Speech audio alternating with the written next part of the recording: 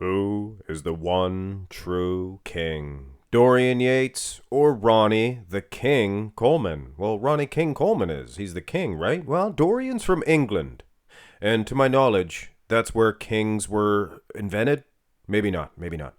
This is your winning fan requested Friday video. 1996 Dorian versus 2001 Coleman? Interesting. I think this is the fifth Olympia title win, the fourth for Ronnie. So there's no common thread there. You guys just figured that this would be an interesting comparison. Hey, I'm here to serve. And if you would like me to serve up the rest of these comparisons, including that Carlos Thomas Jr. versus Derek Lunsford, I would love to see that one. Zane versus Ors. Get this video up to 500 likes, and I will do all of the other requests. And I'll tell you right now, front double bicep pose, the picture qualities, baby please, not going to be the best. Both pictures here tilted a little bit dousely, but I'll show another one here in a second. Coleman's legs are so much bigger that it's laughable. But when you look at the midsection, Dorian Yates, more of the classic, I'm not saying he's classic physique, but he has more of the classical lines that you're going to want to see. The lats, he's probably winning on that aspect too. Even if the sizing's off, he's still winning on that, the V-taper. It's the arms where it's going to be too much. And if you don't think it's a big difference, here's a close-up shot. And yes, I'll give it to Dorian Yates. He has an incredible torso heap. Keep in mind, Coleman was just dwarfing Dorian in the lag department, the wheel department. But when you look at the arms, not only is Ronnie making it undeniable, but the torn bicep makes it all that much more of a brutal beating. But much respect to Dorian, and that torso always kept the midsection tight. Lats are massive. And speaking of lats, oh my goodness, Ronnie went turtle, like a turtle in this pose. His neck is gone. It's gone. He went a little bit unsymmetrical as well. But anyway, this is not a pick on Ronnie video. Let's celebrate the 1996 Dorian Yates. His midsection, 96, may have been the best. I think his wheels were bigger in 95 and in 93. I think in 93, maybe the wheels were the biggest for Yates. But midsection wise, he obviously has the lats. Look at them.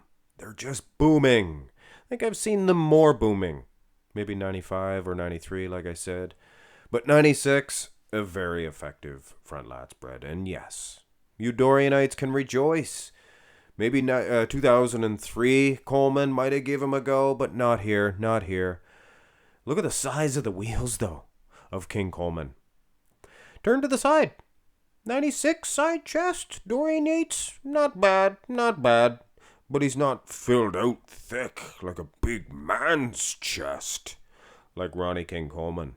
And he wouldn't be the all-time greatest either, not like Arnold Schwarzenegger or Kevin Levrone, things of that nature. But when you look at the arms, are you kidding me? Not even close. Dorian known for that hard, grainy nature, but I don't think that hard graininess is going to, help him escape victory. And when you go up close, and yeah, I probably did missize this one in the favor of Coleman this time, but I don't know. When you look at Coleman up close, look at the wheels, guys. He did have that negative body fat percentage. Maybe not in 2002. Or 2001, rather. I get those years mixed up. But he was huge here. 2002, he was a little bit smaller. But he was pretty peeled. And I think without a doubt, even a Dorianite, would admit victory here for Coleman. When you go to the side tricep, this is... Normally, it's a Coleman pose, front double, it's front lats, it's a Dorian pose, and then vice versa with the side chest and then side tricep, but this is usually a Dorian pose. 96, his arm was not what it used to be. Definitely didn't have the size and impact in this shot, and King Coleman, hey, you line up all of his side triceps 2001, maybe his very best, and probably is one of his worst years. So it's crazy. He must have really trained that tricep full of cross striations. Very impressive, very impressive. So it's we'll say it's close, but we all know what's going on. Here's the back, and these are terrible pictures for both guys. Can't tell detail, can't tell who's in better condition at all. You can see the back looks pretty close, but the lower half, King Coleman, he's a great big badonkadonk. Great big wheels as well. Now here's a close-up shot. This could give us a glimpse on who is winning this one, or who would actually win this one. Lower half, I gotta say, Coleman has it. I mean, you can sit there and say, oh, they didn't flex their bums, max muscle. Doesn't matter. They should have. Lower back, normally I would say Yates has a direct advantage in the hard crispness, but look at the Christmas tree on Coleman. Not the widest here in 2001, but he did have that Christmas trees. Traps, probably go with Dorian Yates. Obviously, if you had these two in front of you, you'd be able to see the thickness. If you can see it on a picture a little bit, probably would show in real life a little bit more. But these pictures, take it for what it is, guys. These are just fun. Now, the rear double, I have to say, Dorian Yates, he looks like he is in better condition. The rear lat, I probably would end up giving Coleman an edge due to, obviously, he's winning from the lower half. He is, guys, he is. Dorian looks good and dry, but I mean, I don't see an ounce of water on Coleman's lower half either. So, and he's twice as big. You have to give it to him. Arms, King Coleman, all day long, ring-a-ding-ding. But I am very impressed with that hard, grainy, just massive set of traps of Dorian. Maybe not the biggest in the lat region, but he is so hard, so grainy, little unsymmetrical in both cases in the back. Maybe a little bit more noticeable for Dorian Yates in 96. Not as bad here for Coleman. He looked pretty symmetrical, really. So yeah, it is of some debate. Now, Christmas tree, this shows, for you Dorianites, you have to give a listen to the Colemanites for just a minute. He is bigger. Lower half, he's more conditioned. Look at the glutes. It's unbelievable. But the Christmas tree, and this is where both sides have to listen, the Dorianites, they are correct in saying that nobody's as hard and dense in that back. Traps you could see from the other poses too. They're massive. Look at that. That's ridiculous. Unbelievable. Coleman does not have the trap size.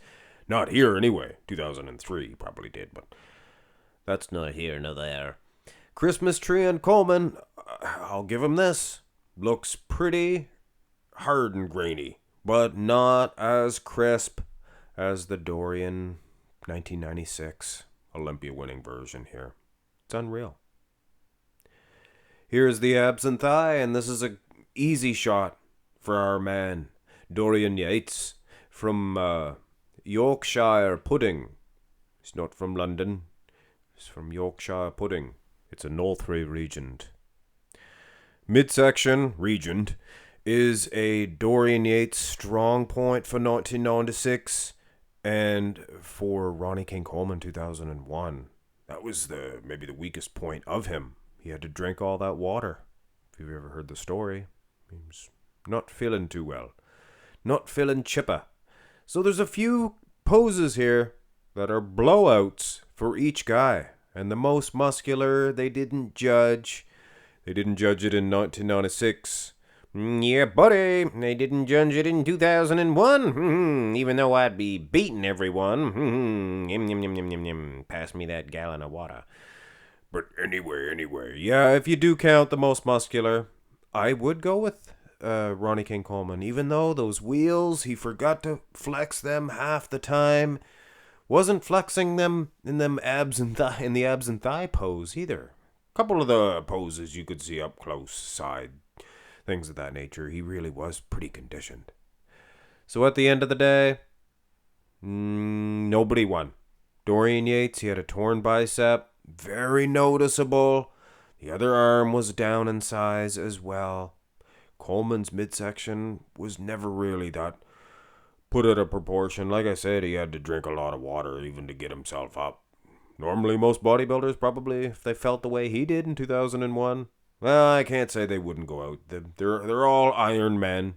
They're all Iron Men. Hey, it takes a lot of cojones even to go out on stage. So, shout out to the real bodybuilders.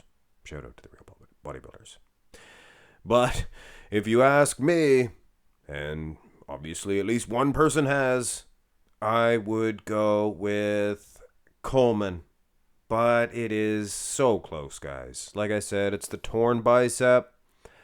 But not only that, it was just not a good year for his tricep, the side tricep, or the side chest for that matter. And it just so happens, Ronnie Coleman, he had it going on. You know what I'm saying? In both side shots in 2001. And his back was in. So it was a battle in terms of the back shots. But the arms, my soul. So yeah, torn bicep. Distended. I apologize. Midsection. Take your pick. Like I said, you're making me choose. I'm going to go with King Coleman, but more realistically, nobody really. It's very close. It's very close, let's just say. Hit thumbs up. Do the rest of them. Long live the king and long live the shadow. Two of the greatest bodybuilders of all time. But in both cases, not their best version. Still enough to whip pretty much any other bodybuilders. I'm telling you right now, except for maybe Phil Heath, things of that nature. Have a great one, guys.